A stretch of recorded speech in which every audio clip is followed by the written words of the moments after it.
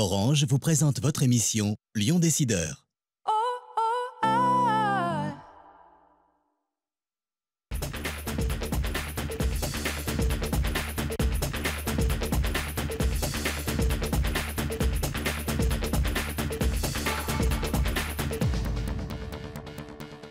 Bonjour et bienvenue dans Lyon Décideur. La Chambre de métiers de l'artisanat Lyon-Rhône a rejoint son tout nouvel immeuble à la Confluence lundi. On en parle avec son président Alain Audouard, notre invité aujourd'hui.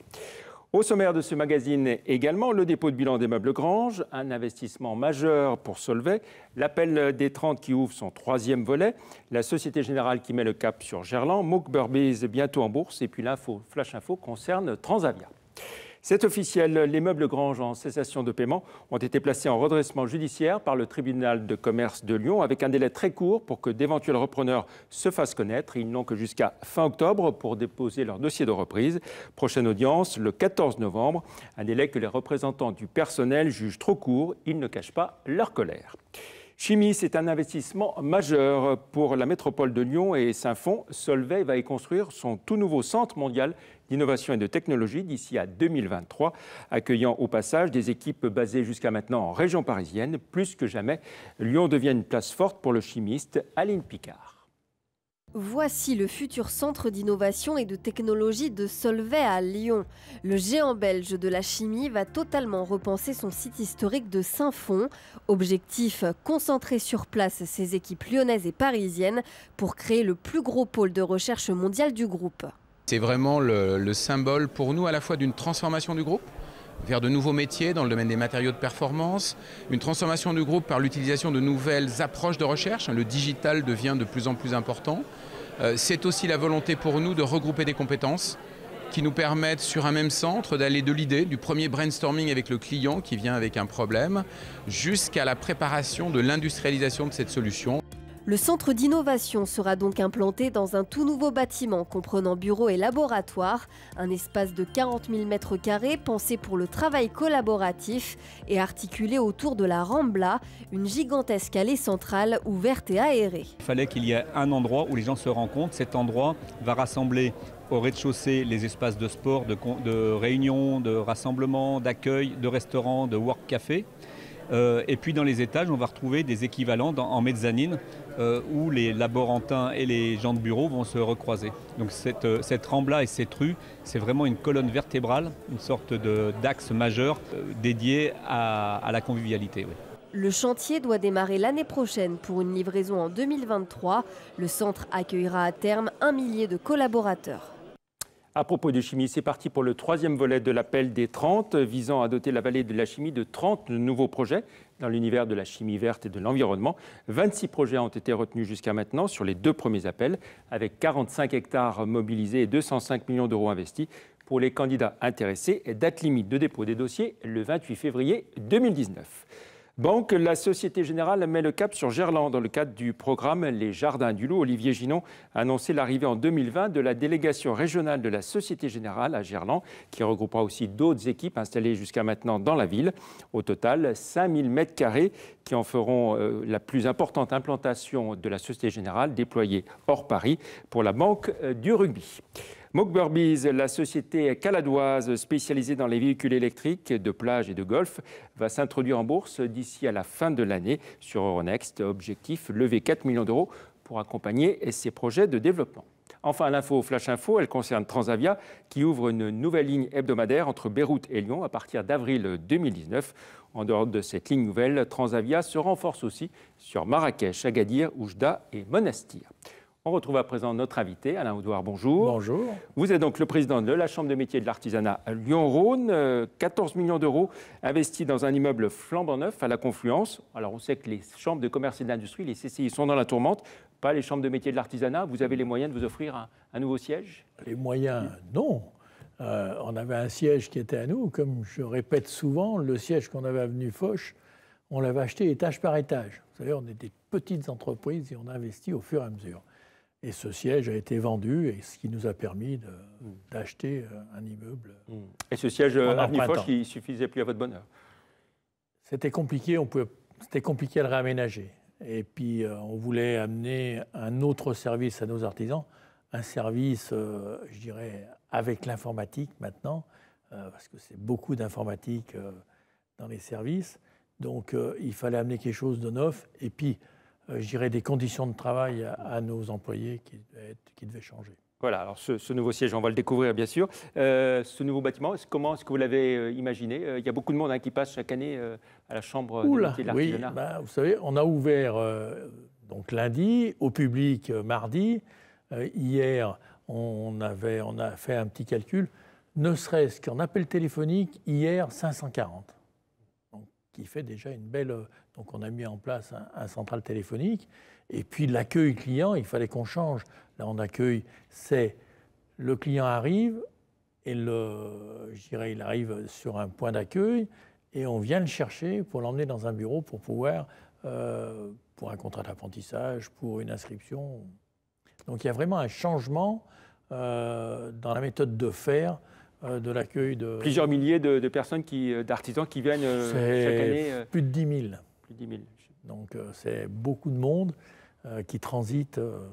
Et donc là, il y a un étage complètement réservé à l'accueil des clients et à l'accueil des stagiaires. Voilà, donc j'ai dit 14 millions d'euros investis. Vous avez revendu l'ancien siège, 8 millions et demi. 8 millions et demi. Donc il en reste encore 5,5. On a mis des fonds propres, parce qu'on avait un peu de fonds propres d'avance, et on a emprunté 4 millions. J'évoquais justement la tourmente dans laquelle se trouvent les chambres de commerce et d'industrie. Certains ont évoqué à un moment donné un possible rapprochement avec les chambres de métiers de l'artisanat. Est-ce que c'est d'actualité? Est-ce que ça pourrait être une bonne idée? Non, ce n'est pas une bonne idée. Enfin, on n'a pas le même type d'entreprise. Nous, on a un type d'entreprise qui est linéaire. On a des petites entreprises. Je dirais la moyenne. Des petites entreprises dans les chambres de commerce et d'industrie? Des petits commerces aussi? Oui, des petits commerces. Ce n'est pas des artisans. Et puis la problématique de la chambre de commerce, vous avez le droguiste du quartier et puis vous avez Carrefour. C'est quand même difficile de défendre le petit et le grand en même temps. Nous, on défend nos artisans, on défend nos savoir-faire.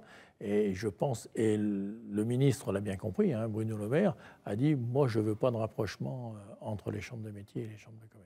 Justement, à propos d'artisanat, les artisans que vous représentez, comment se porte l'artisanat en ce moment? Je dirais, se porte pas trop mal. Il y a encore, je dirais, la plus grosse problématique de l'artisanat, c'est de recruter.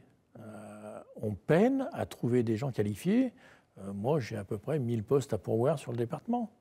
Même en traversant la rue, c'est compliqué. Même en traversant la rue. Parce qu'il faut quand même être qualifié sur tous nos métiers. Et c'est des métiers quand même assez pointus. Il faut quand même une qualification minimum pour pouvoir travailler. Justement, sur la réforme de l'apprentissage, est-ce que vous êtes satisfait des conditions dans lesquelles elle s'est passée? En grande partie. On a pu mettre un peu notre patte dessus. Oui. On a fait jouer... Quelles sont les inflexions que vous avez demandées, obtenues?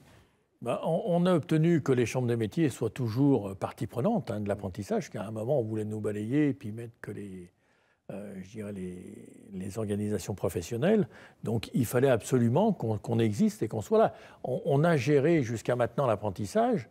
On signait les contrats, c'est-à-dire qu'on gérait les contrats complètement.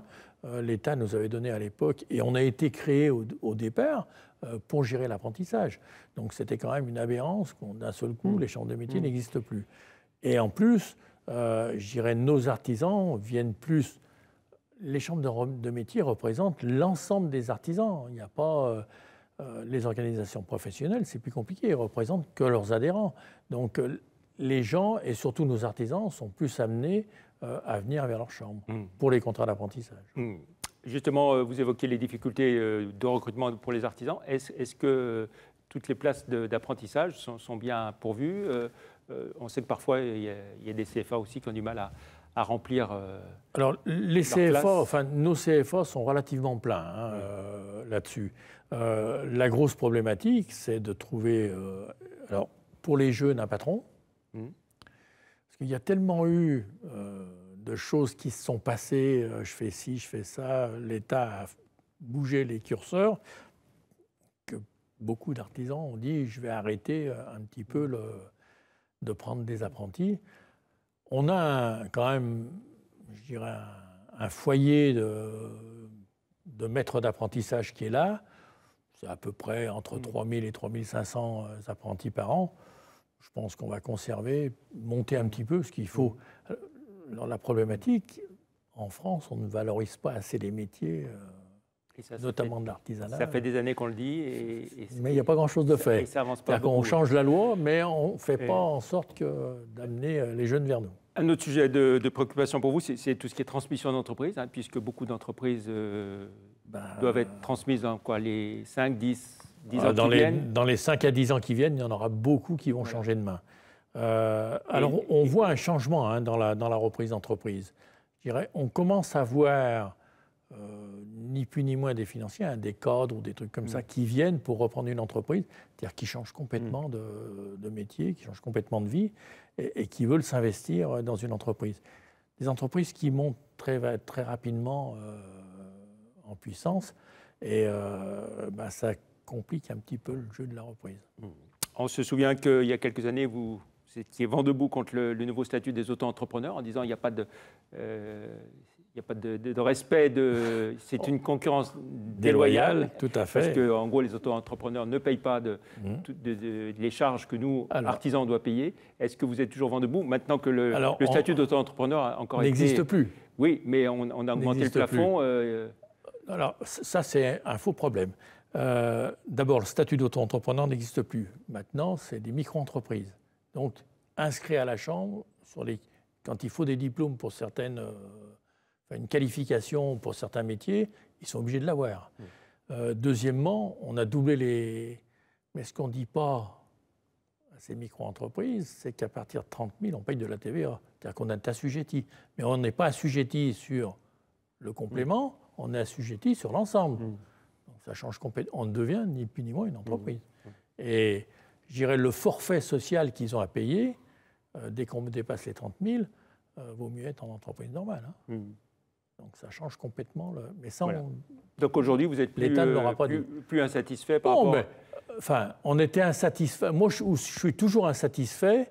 C'est que sur ces micro-entreprises, à l'époque, ces auto-entrepreneurs, on ne faisait pas de ménage. Et on ne fait pas de ménage. C'est-à-dire qu'une entreprise, pour moi, qui n'a pas de chiffre d'affaires pendant 1 an, 2 ans, il y a un moment, il faut la rayer. Ça ne sert à rien qu'elle soit là pour dire qu'il y a une entreprise qui a été créée, mais ça ne sert à rien. C'était de faciliter quand même la création d'entreprise, quoi. Moi, je dis, les initiatives, cette initiative-là, elle était très bonne. Et je me suis battu avec Noélie. Pourtant, on était très amis. Moi, j'ai toujours dit, ça permet de mettre le pied à l'étrier. Et on voit, celui qui veut créer une entreprise veut faire du bénéfice, veut gagner de l'argent, veut se développer. Et très vite, un auto-entrepreneur qui crée son entreprise, mais qui était vraiment un vrai créateur, il passait très vite au statut d'artisan. Très bien. Au statut d'entreprise. Rendez-vous donc maintenant à la Chambre de métiers de l'artisanat Lyon-Rhône, rue Montrochet. 10 rue Montrochet, oui, c'est important. Merci beaucoup, Alain Audouard, d'être venu dans Lyon Décideur. On se retrouve la semaine prochaine pour une autre émission, bien sûr. Merci, au revoir.